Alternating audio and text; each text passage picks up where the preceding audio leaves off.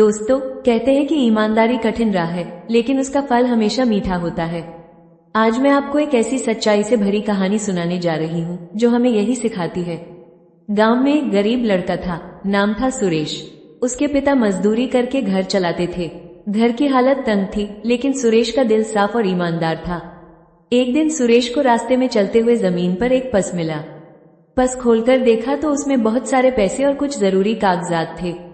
अब सुरेश के मन में ख्याल आया, अगर मैं ये पैसे रख लूं तो घर की गरीबी दूर हो जाएगी।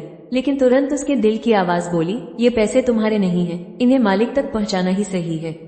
वो पर्स लेकर सीधा गांव के चौकीदार के पास पहुंचा और बोला, काका, मुझे ये रास्ते में मिला, किसी का होगा, आप इसे मालिक तक पहुंचाइए। चौकीदार ने पर्स देखा और बोला, बेटा, इसमें तो बहुत पैसे हैं, तुम्हें जरूरत तो होगी, क्यों लौटाया? सुरेश मुस्कुराकर बोला, जरूरत है काका, पर जरूरत पूरी करने के कई रास्ते होते हैं। चोरी करके मिली चीज कभी सुख नहीं देती। कुछ ही देर में खबर फैल गई कि बस सुरेश को मिला था। मालिक, जो शहर से गांव आया था, उसे ढूंढते हुए सुरेश के घर पहुंचा।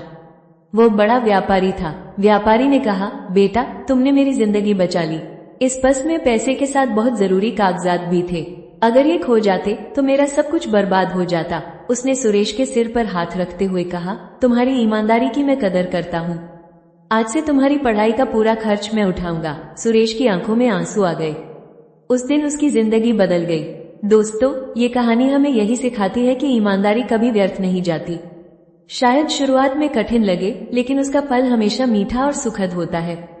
तो याद रखिए, लालच छोड़िए, ईमानदारी अपनाइए, दूसरों का हक कभी मत छीनिए, क्योंकि सच्चाई और ईमानदारी ही वो पूंजी है जो जीवन भर सम्मान दिलाती है।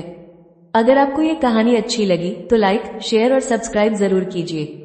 हम ऐसी और प्रेरणादायक कहानियां आपके लिए लाते रहेंगे। धन्यवाद।